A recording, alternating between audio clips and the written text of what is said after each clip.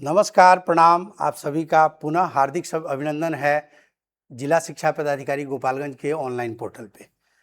जैसा कि आप लोग जानते हैं कि मैं अपने आपको बहुपद पढ़ाया था और आज मैं एक नया चैप्टर लेके आया हूँ, क्वाड्रेटिक इक्वेशन, जिसको हम लोग बोलते हैं द्विघात समीकरण।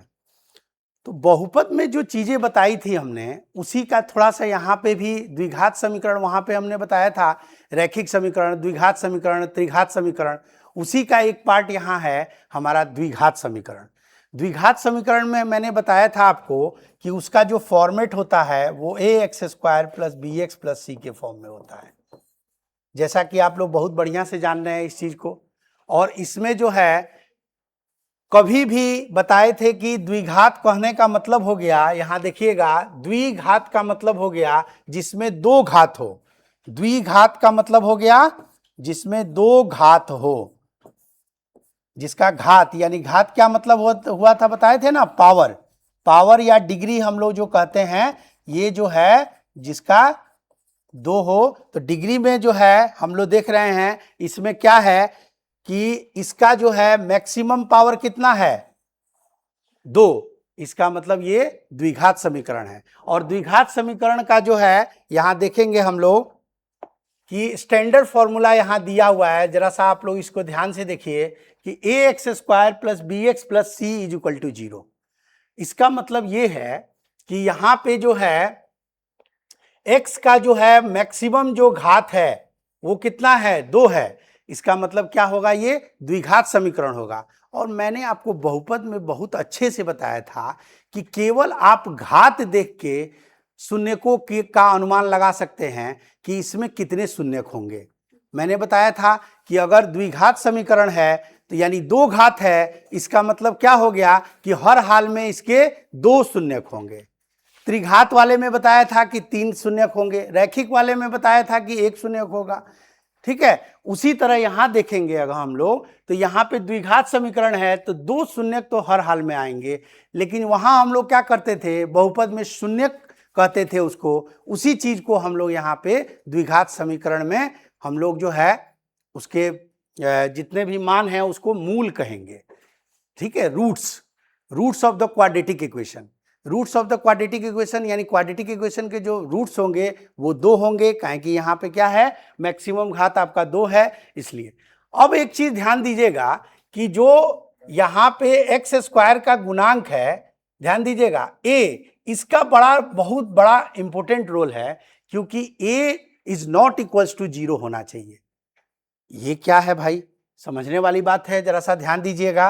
ax² + bx + c के फॉर्म में कोई चीज है, अगर हम a को 0 कर देते हैं, सपोज, तो 0 कर देते हैं, 0 और x का कुछ भी मान रख देते हैं, मान लीजिए 5 है, 5 का स्क्वायर + b समथिंग है, इंटू एक्स का फिर 5 आ गया + c, यानी क्या आ रहा है, यहां पे जो चीजें हैं 0 से किसी चीज में गुना करेंगे तो क्या आ जाएगा, 0, यानी 0 ये क्या आ जाएगा, b का मान लेते हैं, मान लीजिए 5 ले लेते हैं, 5 × 5 आ गया + c, यानी कहने का मतलब क्या हो गया, हर हाल में ध्यान दीजिएगा ये वाले चीजें तो हमारी रह गई, ये b ही मान लेते हैं, तो ये क्या आ गया, 5b + c के फॉर्म में आ गया।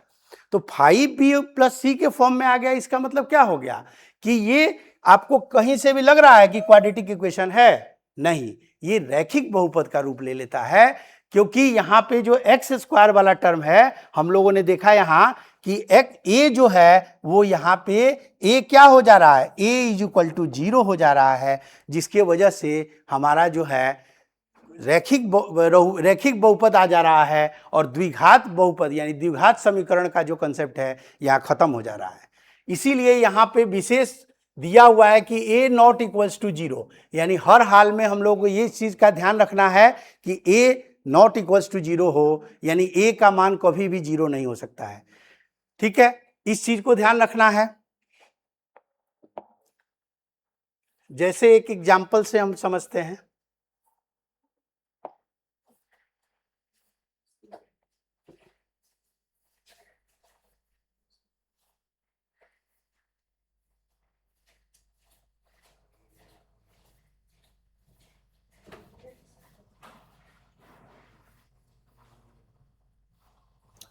जैसे देखिए हमने बताया था a x square plus b x plus c के फॉर्म में जो है हम लोगों को ध्यान रखना है कि इस फॉर्म में, स्टैंडर्ड फॉर्म में अगर कोई चीज रहता है तो हम उसको मानेंगे, अदरवाइज नहीं मानेंगे। सपोज इसमें हमने क्या किया कि b को अब इस बार कुछ जीरो ले लेते हैं, b वाला टर्म को हम जीरो ले लेते हैं, b वाले को जीरो ले लेते हैं, a वाले को मान लीजिए हमने 2 ले लिया। तो इस केस में क्या हो गया, a is equal to 2, b is equal to हम मान लेते हैं 0 और c इज इक्वल टू हम इसमें जो है c इज इक्वल टू हम ले लेते हैं 5। ठीक है, तो अब क्या होगा इस केस में हम लोग देख रहे हैं कि इस केस में अगर इक्वेशन हम बैठाते हैं तो a बराबर क्या हो गया मेरा 2 into x square plus b यानी 0 हो गया इंटू x और प्लस c यानी 5 आ गया। इसका मतलब क्या आ गया यहाँ पे 2x स्क्वायर प्लस 0 प्लस 5 यानी ये क्या आ गया 2x स्क्वायर प्लस 5। तो अब ये बात आती है, अब देखते हैं कि भाई ये मानक रूप पे हमारा जो है b को अगर 0 करते हैं तो मानक रूप पे जो है ये स्टैंडर्ड फॉर्म में ये सुटेबल हो रहा है कि नहीं, ये द्विघात समीकरण बन सकता है कि नहीं, इस चीज को हम लोग जरा सा ध्यान देते हैं। अब इसको देखते हैं हम क्या मानक फॉर्म है हम लोगों का, उसमें बैठा के ए एक्स स्क्वायर मानक फॉर्म जिसमें कि ए एक्स स्क्वायर क्लियर है प्लस बी एक्स यानी b के जगह हम लोग bx प्लस सी के फॉर्म में है, यानी b क्या हो गया यहाँ पे 0 हो गया। इसका मतलब क्या हो गया, ये क्या हो जाएगा ए एक्स स्क्वायर प्लस सी के फॉर्म में आ गया, यानी b 0 हो गया। तो ऐसे भी लिख सकते हैं 0 b, सॉरी यहां पे लिख सकते हैं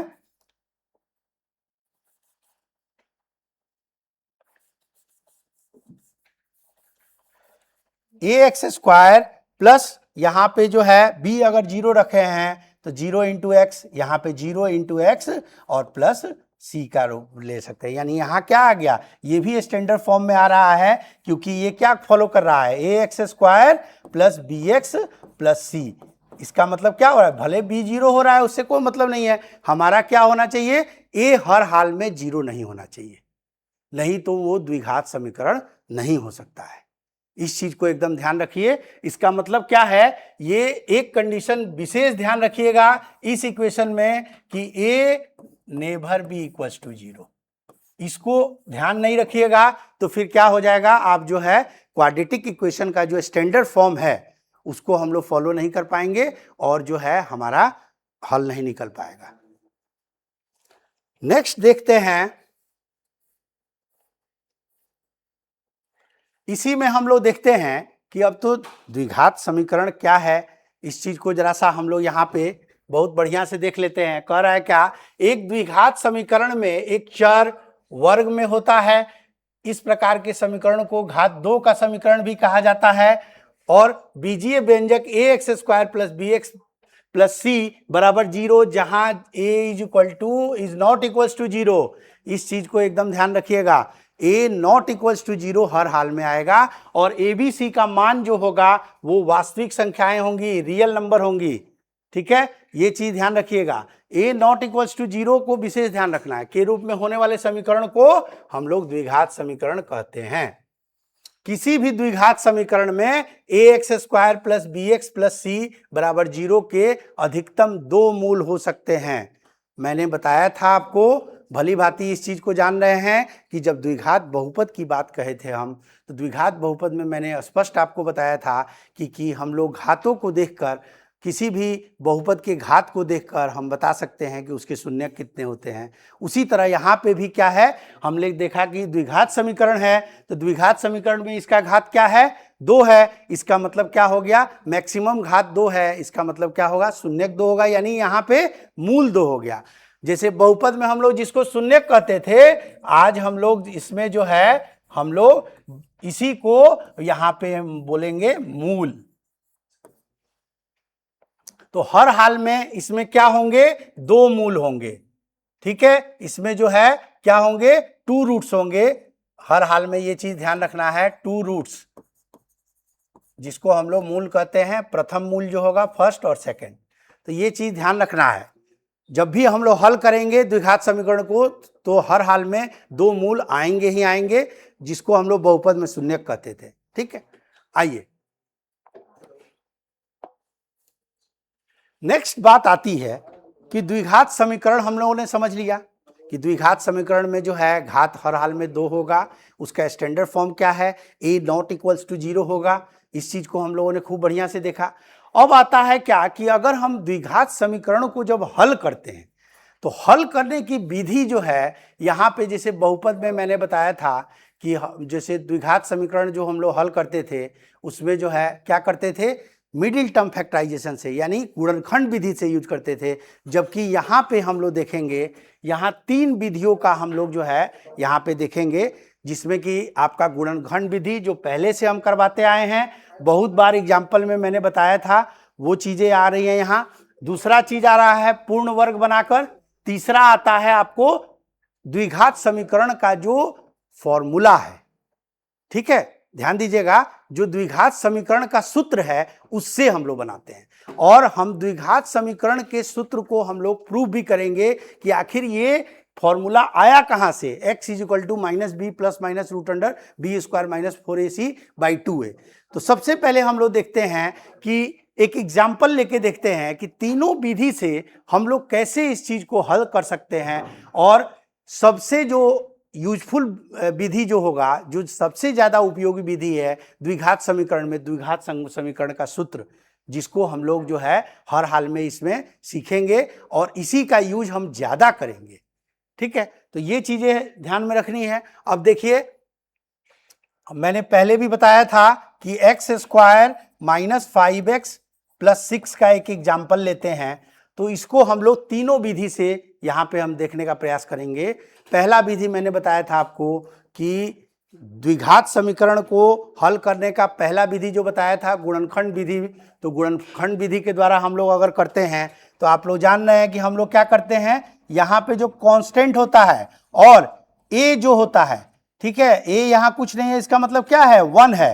तो 1 और 6 को हम लोग गुना करते हैं, यानी 6 को, ध्यान देना है, 6 को ऐसे दो नंबर्स में भागों में बांटना है, 5 को ऐसे दो भागों में बांटना है कि उसका गुणनफल 6 आए और जोड़ने या घटाने पे 5 आए।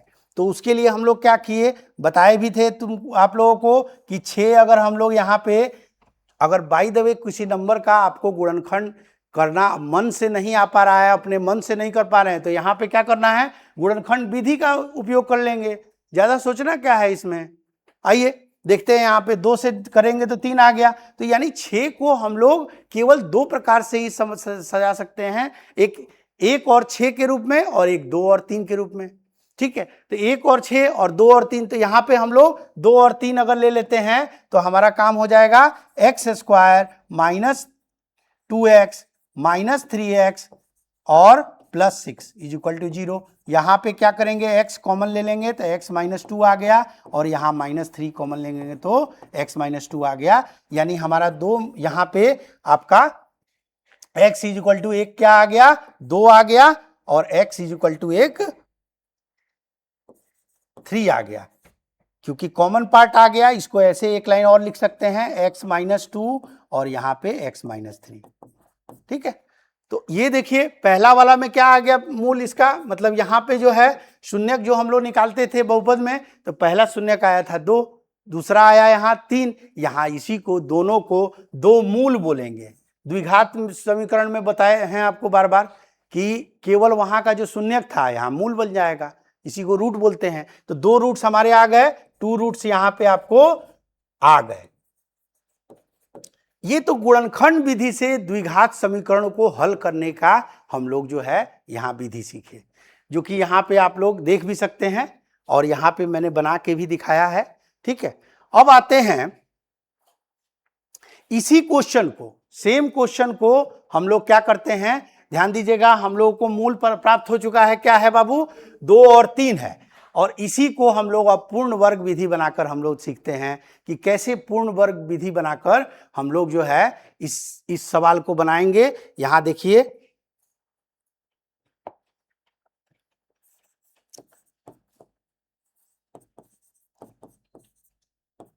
ध्यान दीजिएगा, इसका जो प्रारूप है, जो स्टैंडर्ड फॉर्म है, वो सारी चीजें मैं बताऊंगा इसी के आगे कड़ी में। लेकिन यहां हम लोग पहले सीखेंगे कि कैसे हम लोग आसानी से हल कर सकते हैं पूर्ण वर्ग विधि बनाकर। थोड़ा सा इसमें समझने में परेशानी होती है, लेकिन जरा सा यहाँ से सीखना, देखिए यहाँ सीखने का प्रयास कीजिएगा तो जरूर सीखिएगा। हम लोग क्या करेंगे, सबसे पहले इस 6 को उधर लेके चले जाते हैं। तो x square minus 5x is equal to -6 लिख सकते हैं। यहां तक कोई दिक्कत नहीं। चलिए अब क्या करना है, यहां देखिए हम इसको क्या लिख सकते हैं, x का होल स्क्वायर लिख सकते हैं। फिर यहां पे माइनस, अब हमको चूंकि पूर्ण वर्ग बनाना है तो a प्लस बी का होल स्क्वायर हो या a माइनस बी का होल स्क्वायर हो, इसी चीजों में हम लोग हर हाल में ऐसा प्रारूप तैयार करेंगे कि a माइनस बी या a प्लस बी के होल स्क्वायर में आ जाए और आसानी से उसका वैल्यू हम प्राप्त कर सकें। तो इसमें क्या करेंगे, हमको एक्स स्क्वायर आ गया -2ab, तो a वाला टर्म तो हमको आ गया है, पता चल गया है। तो यहां पर क्या करेंगे, a वाला 2ab यानी x आ गया। अब b हमको ध्यान देना है, b हमने अभी ढूंढा नहीं है, लेकिन b अपने हमको सोचना है कि कैसे हम किस चीज b क्या रखें कि कटाने पे मेरा 5x आ जाए।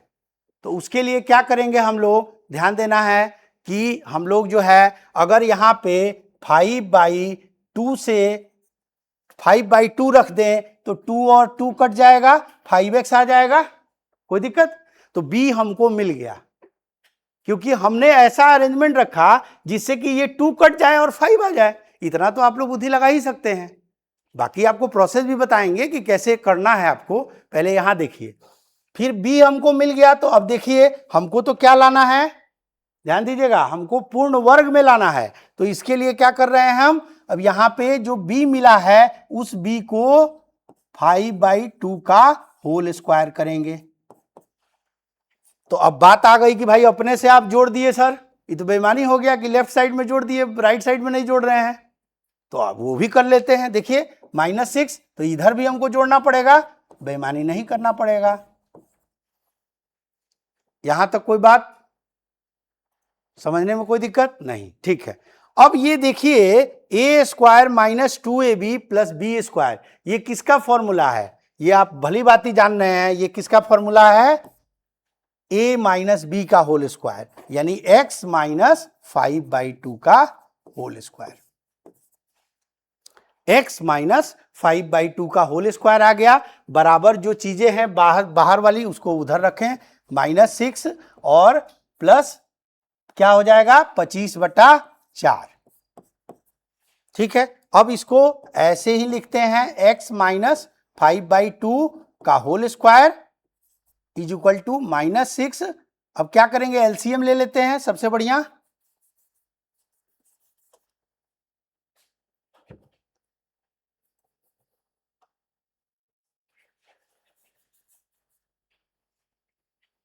तो एलसीएम ले लेते हैं यहां पे, तो क्या आ जाएगा, 4 ले लेते हैं तो -24 हो जाएगा और प्लस 25 हो जाएगा, यानी क्या आ गया 1/4, 1/4 आ गया यहां पे। अब क्या करेंगे, ध्यान दीजिएगा, अब हम लोग क्या कर रहे हैं, यहां पे 1/4 आ गया, तो x माइनस 5/2 का whole square is equal to हमारा आ गया क्या 1/4। तो अब इसको हम लोग क्या कर रहे हैं, स्क्वायर को इधर जाएंगे तो रूट हो जाएगा, यानी x minus 5/2 is equal to हो जाएगा √1/4। हम लोग ये जानते हैं भली भांति कि इसका क्या वैल्यू हो सकता है, +-1/2, ठीक है, समझ में आ रहा है। आइए नेक्स्ट क्या कर रहे हैं हम, अब ये 1/2 आ गया, अब प्लस वाले के साथ रखेंगे। देखिए x माइनस अब क्या हो जाएगा 5/2 प्लस वाले के साथ रख रहे हैं, तो प्लस वाले यानी 1/2 हो गया, तो ये इधर जाएगा तो क्या आ जाएगा x is equal to 1/2 plus 5/2, तो क्या आ जाएगा बाबू 2 आ गया और इधर 5 1 6 आ गया, यानी 3 आ गया, यानी एक हमारा जो है रूट इसका 3 आ गया। दूसरा अगर रखते हैं x माइनस 5/2 माइनस वाला टर्म रखते हैं तो देखिए क्या आ जाएगा, यहां पे x इज इक्वल टू लिख सकते हैं उधर 2 जाएगा तो क्या आ जाएगा बाबू, 5/2 माइनस 1/2 यानी 4/2 यानी 2। जो हमने वहां पे इसके मूल प्राप्त किए थे, आप ध्यान दिए होंगे, 3 और 2 हम लोगों ने यहां प्राप्त किया था। देखिए 2 और 3 प्राप्त किया था, वही मूल यहां पे हम लोगों ने, देखिए ध्यान दीजिएगा, इस जो है इसका वैल्यू क्या क्या आ गया, 2, जो कि बहुपद के रूप में हम लोग लिखते थे अल्फा और बीटा के रूप में, यहां पे मूल के रूप में लिखेंगे हम लोग। तो मूल यहां पे क्या आ गया, 2 मूल, यहां पे 2 मूल क्या क्या आ गए हमारे इस इक्वेशन का, 2 मूल इज इक्वल टू 3 और 2 आ गए। इसी को हम लोग बोलते हैं पूर्ण वर्ग विधि। ठीक है, सबसे पहले अब करना क्या है ये ध्यान दीजिएगा, इसमें सबसे पहले इक्वेशन लिए हमने, और इक्वेशन में क्या करना है हमको, सबसे पहले ध्यान दीजिएगा इसमें क्या करना है, ये लास्ट में जो कांस्टेंट वाला टर्म है उसको राइट साइड में भेज देंगे। फिर उसके बाद क्या करेंगे, जो चीजें हैं, हमको क्या हो गया, ए स्क्वायर आसानी से मिल गया, फिर -2ab यानी -2 इंटू ए, 2a तो मिला हुआ था, b के लिए हम लोगों को सोचना था कि ऐसा क्या नंबर रखें कि कटाने पर 5x आ जाए यहाँ पे, तो वो हमारा b मिल गया। जब b मिल गया तो b का स्क्वायर कर दिए। अब चूंकि यहाँ हम अपने मन से जोड़े थे तो राइट साइड में भी हमको जोड़ना पड़ेगा, क्यों, क्योंकि ये दोनों कट के 1 आ जाएगा, कट के 0 खत्म हो जाएगा। इसलिए जो है हम लोगों को यहाँ पे जो है x का वैल्यू, अब यहाँ पे जब आ गया, ये किस फॉर्म में आ गया, x माइनस 5/2 के फॉर्म में इज इक्वल टू 1/2। अब देखे हैं कि 1/4 जब रूट हो जाएगा, तो रूट में कोई भी वैल्यू होता है तो पता है तुम आप लोगों को कि प्लस और माइनस दोनों में होता है। तो प्लस माइनस क्या हो जाएगा, 1/2, पहले एक बार प्लस वाला रख लिए, एक बार माइनस वाला रख दिए, और दोनों हम लोग यहाँ पे क्या कर लिए, हम लोग दोनों जो है आपको मूल प्राप्त कर लिए, 2 और 3। ठीक है,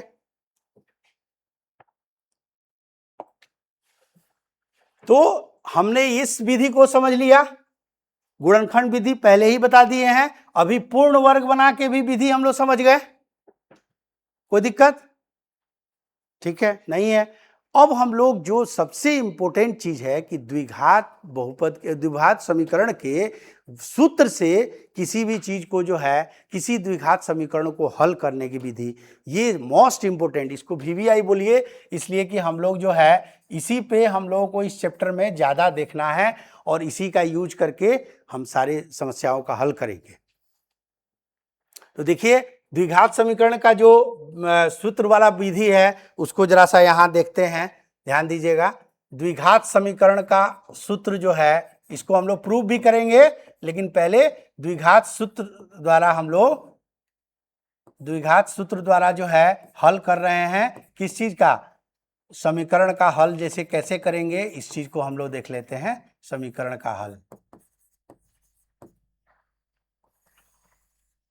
ठीक है, तो ये चीजें जो हैं जरा सा समझना है। तो द्विघात सूत्र जो हमको मिलता है वो है आपका x is equal to -b plus minus root under b square minus 4ac/2a। इसको मैं प्रूव करके भी दिखाऊंगा, बट अभी जो है मैंने बताया था कि एक क्वेश्चन लेके पहले तीनों विधि से हम लोग निकालते हैं कि तीनों विधि पर अगर आंसर सही आता है, आंसर वही आता है तीनों विधि में, इसका मतलब क्या है कि तीनों विधि जो है पूर्णतः जो है सही है, और जो है क्या है, तीनों विधि से में से किसी भी विधि से हम लोग जो है इस द्विघात समीकरण का हल निकाल सकते हैं। तो इसका हम लोग सत्यापन कर रहे हैं। यहाँ पहले वही वाला इक्वेशन लेते हैं, कौन सा, x² माइनस 5x प्लस 6 के रूप में। अब देखिए इसी इक्वेशन को हम लोग दोनों विधि से देख लिए हैं। पहला वाला क्या था, गुणनखंड विधि, दूसरा क्या था, पूर्ण वर्ग बना के विधि, तीसरा क्या हो रहा है, द्विघात समीकरण। अब यहाँ पे a देखे तो a क्या है बाबू, a कुछ नहीं है, इसका मतलब 1 है, b क्या है, -5 है, c क्या है, 6 है, कोई दिक्कत यहां नहीं।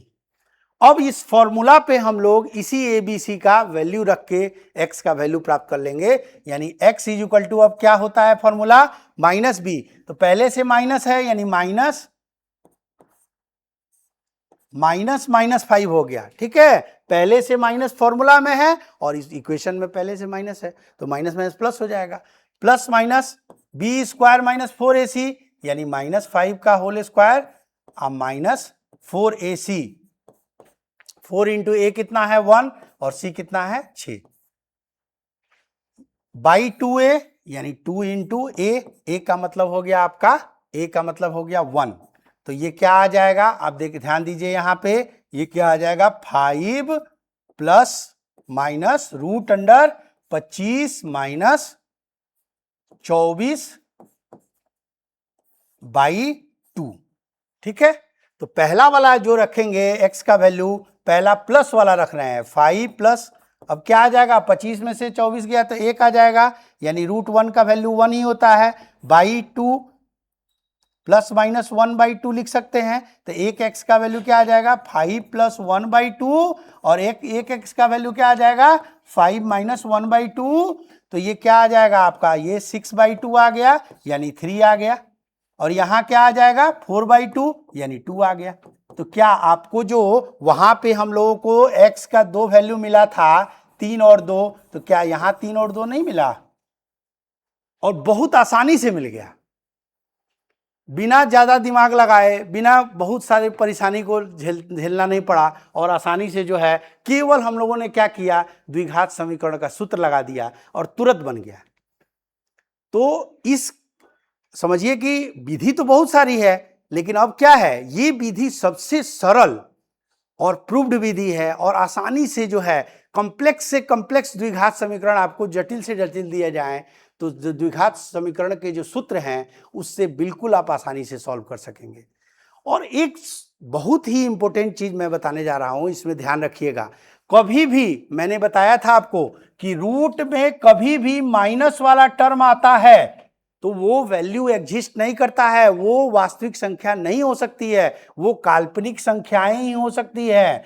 ये मतलब ये हुआ रूट में कोई भी माइनस वाला टर्म आना ही नहीं चाहिए। अगर मान लीजिए यहां हम जो कैलकुलेशन कर रहे थे, अगर इसमें माइनस वाला टर्म रूट में माइनस, मान लीजिए -1 आ जाता, -2 आ जाता, तो -1 या -2 का कभी हम लोग रूट अंडर निकाल पाएंगे? नहीं निकाल पाएंगे। इसका मतलब क्या है, वो काल्पनिक संख्याएं हो जाती हैं, वास्तविक संख्याएं रह ही नहीं जाती हैं। तो वास्तविक संख्याएं जब नहीं रहेंगी तो उनके मूल कैसे ज्ञात होंगे, सीधी सी बात है। तो ये चीजें जो हैं यहाँ पे ध्यान रखना है जब भी हम लोग कैलकुलेशन करें। यहाँ सबसे बड़ी गलती हम लोगों से क्या होती है, बच्चे क्या गलती करते हैं कि प्लस और माइनस का ध्यान नहीं रखते हैं, और उसमें क्या हो जाता है, जब रूट वाले टर्म में माइनस वाला आ जाता है फिर वो क्या करते हैं, माइनस में ही उसका रूट निकाल देते हैं। ऐसा गलत है, क्योंकि मैंने बताया है अभी कि रूट में कोई भी माइनस वाला टर्म एग्जिस्ट नहीं कर सकता है, ये ध्यान रखिएगा। ये रियल हो ही नहीं सकता है, नॉट रियल, यानी वास्तविक संख्याएं ये नहीं हो सकती हैं। क्लियर है? तो ये आपका जो है तीनों आपका जो है विधि से हमने उस चीज को हल किया, और तीनों में क्या किए हम लोग, तीनों में मूल जो है हम लोग प्राप्त किए सेम, यानी बिल्कुल जो है तीनों में कहीं कोई दिक्कत नहीं है, तीनों जो है प्रूफ फॉर्मूला है, प्रूफ प्रोसेस है, ठीक है, उसके थ्रू जो है हम लोग बना सकते हैं। लेकिन हमको लगता है जहां तक कि आप लोगों को सबसे ज्यादा सुविधाजनक द्विघात समीकरण का सूत्र वाला जो है लगा होगा, क्योंकि इसमें फॉर्मूला पे रख देना है, और चूंकि इस लेसन में द्विघात समीकरण में इसी पे विशेष फोकस दिया गया है और इसी को सीखना है, क्योंकि हम लोग तो पहले आपको गुणनखंड विधि तो पढ़े ही हुए हैं, और पूर्ण वर्ग भी थोड़ा बहुत हम लोग कोई क्वेश्चन में करते हैं तो वो भी हम लोग किए हुए हैं, लेकिन द्विघात समीकरण हमारे लिए 10 में जब आएंगे तो ये फॉर्मूला एकदम नया मिलेगा, और इसको पढ़ाने का पर्पस यही है कि आप इसको फॉलो कीजिए और आसानी से जो है किसी भी क्वेश्चन को हल कर सकते हैं। अब आइए, तो हम लोगों ने यहां पे देखा कि तीनों विधि से किसी भी चीज का हम लोग जो है कैसे निकाल सकते हैं। अब यहां पे एक चीज दिया हुआ है, जरा सा देखिएगा, डी का टर्म, डी को हम लोग डिस्क्रिमिनांट बोलते हैं, और ये कहां से आया है, जो फॉर्मूला हम लोगों ने अभी किया था ना, x बराबर -b plus minus root under b square minus 4ac तो बाई 2a, तो यहां पे जो है इसी का ये वाला जो टर्म है, ध्यान दीजिएगा, बी स्क्वायर माइनस 4ac वाला टर्म वही जो है आपका डी हो जाता है, डी इज इक्वल टू होता है बी स्क्वायर माइनस 4ac। अभी मैंने क्या बताया था कि कभी भी इसमें अगर माइनस वाला टर्म रूट अंडर में आएगा तो वो वास्तविक मूल नहीं हो सकता है। आपको यहां पे देखिए d अगर ग्रेटर देन 0 होगा तो इसका क्या होगा, वास्तविक होगा और असमान होंगे दोनों मूल। जबकि d इज इक्वल टू 0 होगा तो दोनों दो मूल होंगे, परंतु दोनों क्या होंगे, बराबर होंगे, क्योंकि d 0 है। और 0 से कम वाले सीन में क्या होगा, आपको जो है काल्पनिक मूल आएंगे। काल्पनिक मूल का मतलब है वो वास्तविक नहीं हो सकते हैं। ठीक है, यानी क्या हो गया, जब भी निगेटिव में रूट आता है तो हम लोग को इस चीज का ध्यान रखना है कि कभी भी जैसे ही हम लोग कैलकुलेशन करें, अगर आता है कि माइनस में आ गया वैल्यू रूट में, तो हमको ये ध्यान देना है वहां पे तुरंत कि कहीं हम कहीं ना कहीं कैलकुलेशन में गलती कर रहे हैं। ऐसा तो हो ही नहीं सकता है कि रूट में माइनस आ जाए। रूट वाले टर्म में, रूट में जब हम बी स्क्वायर माइनस 4ac निकालेंगे और वो माइनस में आ जाए, इसका मतलब हम बिल्कुल कहीं ना कहीं गलती कर रहे हैं। और वहां आप तुरंत क्या कीजिएगा, इस चीज को ध्यान रखिएगा और तुरंत जो है अपना कैलकुलेशन को पुनः चेक कीजिएगा, रीचेक कीजिएगा, तब उसमें माइनस प्लस का आपको जो है समझ में आ जाएगा और पुनः आप सही कर सकते हैं। तो ये एक बहुत बड़ा ट्रिक है और एक तरह से समझ लीजिए कि अब सवाल बनाते समय कहाँ गलती कर सकते हैं, इसका एक मूल मंत्र है द्विघात समीकरण का, कि वहां पे जो है आप जैसे समझिए कि बी स्क्वायर माइनस 4ac क्या हो रहा है, लेस देन 0 आ रहा है, इसका मतलब क्या हो गया, ये रियल रूट हो ही नहीं सकता है। ठीक है, तो ये चीजें हैं। उसके बाद आते हैं हम लोग, अब आता है बात क्या कि पहले चैप्टर में हम लोग देखेंगे एनसीईआरटी में भी कि उसमें दिया गया है कि कोई भी अगर मान लो इक्वेशन दिया हुआ है, समीकरण दिया हुआ है, तो कैसे पहचानेंगे कि वो द्विघात समीकरण ही है। तो हम लोग एक एग्जांपल यहां देखते हैं, जैसे आपको यहां पे दिया हुआ है x प्लस 1 का whole square is equal to 2 into x minus 3। ये क्या करना है, हमको पता करना है, जांचना है क्या ये द्विघात समीकरण है या नहीं है। इस चीज को हम लोग को जांचना है, तो हम लोग कर लेते हैं। यहाँ पे सबसे पहले हम लोग जान रहे हैं इसको क्या करेंगे, a प्लस बी के होल स्क्वायर में तोड़ना है। तो a प्लस बी का होल स्क्वायर हम लोग ऑलरेडी जान रहे हैं बाबू, पढ़े भी हो गए आपने, 9 से 8 में भी पढ़े थे, 9 में भी पढ़े हैं। A square plus b square plus 2ab। इसी पे हम लोग क्या कर रहे हैं, यहाँ पे ए स्क्वायर यानी एक्स स्क्वायर प्लस 1 का स्क्वायर प्लस 2 इंटू ए क्या है, x है, और b क्या है, 1 है, बराबर। इसको अब तोड़ रहे हैं तो 2x माइनस कितना आ जाएगा बाबू, 2×3 6। ठीक है, ये आ गया आपका 2x माइनस 6। अब क्या आ जाएगा, x square plus 1 plus 2x is equal to 2x minus 6। अब देखिए बराबर के इधर 2x है, बराबर के इधर भी प्लस 2x है, 2x खत्म, कहानी खत्म इसका। तो अब क्या हो जाएगा नेक्स्ट, अब क्या बचा मेरे पास, बचा है एक्स स्क्वायर प्लस 1 और इज इक्वल टू माइनस 6, तो इसको इधर ला लेते हैं। ठीक है, तो ये क्या आ जाएगा, एक्स स्क्वायर प्लस 1 और प्लस ये क्या आ जाएगा 6, यानी क्या आ जाएगा बाबू, एक्स स्क्वायर प्लस 7। अब आप कहिएगा कि सर एक्स स्क्वायर प्लस 7, ये तो x square plus b x plus c के फॉर्म में तो है ही नहीं सर, इसमें तो दुए को दिख रहा है हमको, एगो एक्स स्क्वायर वाला टर्म है, एगो कांस्टेंट टर्म, तो क्या ये द्विघात होगा, बिल्कुल होगा। मैंने बोला था कि a नॉट इक्वल टू 0 होना चाहिए, b 0 हो सकता है, ध्यान दीजिएगा, c 0 हो सकता है, लेकिन आपका जो है a जो है नॉट इक्वल टू 0 होना चाहिए। इसको अब हम लोग सत्यापित कर लेते हैं इस मामले में कि ये जो एक्स स्क्वायर प्लस 7 है, क्या ये क्वाड्रेटिक इक्वेशन है, रख के देख लेते हैं। एक्स स्क्वायर प्लस 7, इसको हम लोग देखते हैं, तो इसको लिख सकते हैं ए एक्स स्क्वायर प्लस बी के जगह क्या हो गया 0 इंटू एक्स, अब प्लस सी के जगह 7, ऐसे लिख सकते हैं, क्या दिक्कत है।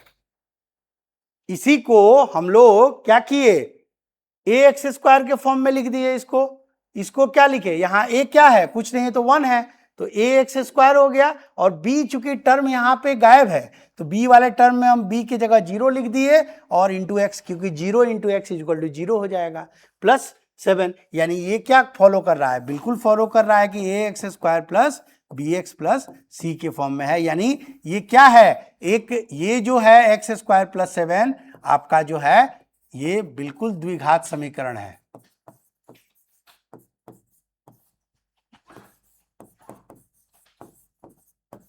ठीक है, ये द्विघात समीकरण है। इस चीज को ध्यान रखना है हम लोगों को कि ये द्विघात समीकरण है। अब इसको इस टाइप के क्वेश्चन आए तो ये नहीं देखना है कि ये बी वाला टर्म नहीं है तो नहीं होगा, एकदम ध्यान रखना है। हमको केवल देखना है कि ए नॉट इक्वल्स टू 0 होना चाहिए, और इस चीज को जब हम लोग समझ जाएंगे तो हम लोग आसानी से कर लेंगे। ठीक है, दूसरा चीज देखते हैं।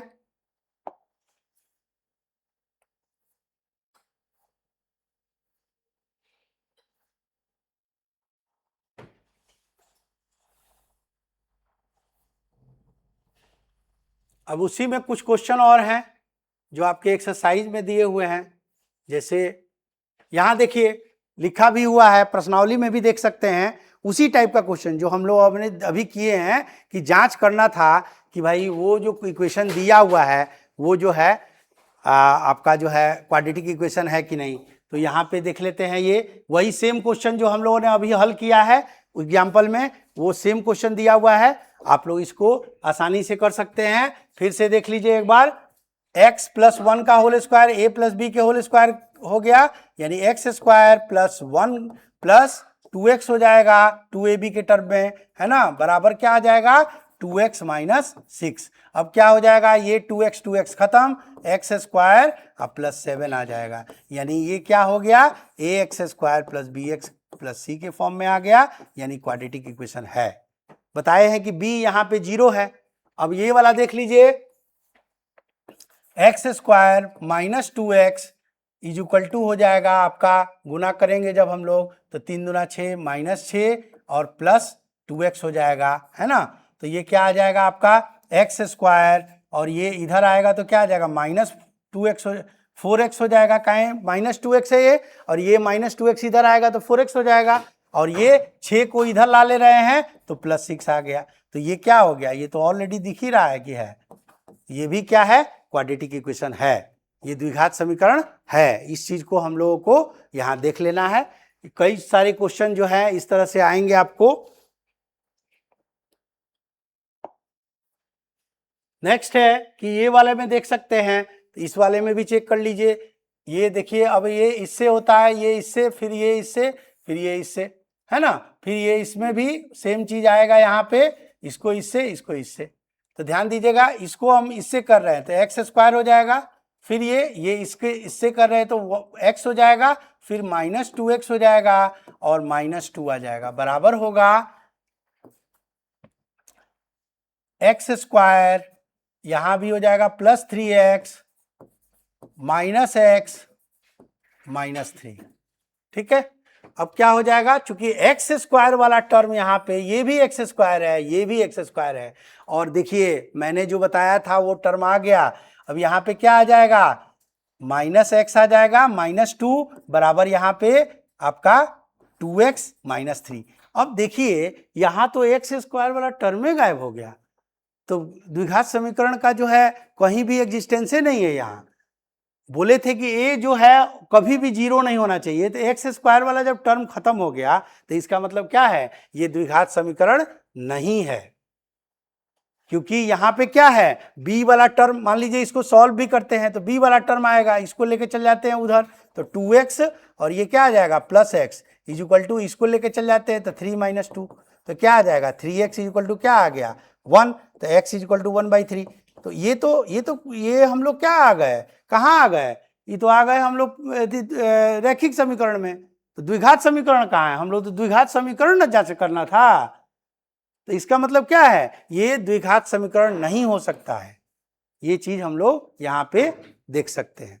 तो ये चीज आप लोग जो है जितना भी बताएं इसको बढ़िया से कीजिए, और जो है आपको पिछला बार भी हम बताए थे कि बहुत ज़रूरी है कि लेसन्स के बारे में हम लोगों को जो भी क्वेश्चन दिया हुआ है 4.1 आपका जो है एक्सरसाइज का पहला जो क्वेश्चन जांच कीजिए वाला है वो आपको होमवर्क है, उस पर आप जो है होमवर्क करके आइएगा। फिर हम लोग नेक्स्ट क्लास में और चीज़ें पढ़ेंगे और जो है पढ़ते रहिए, बढ़ते रहिए। धन्यवाद।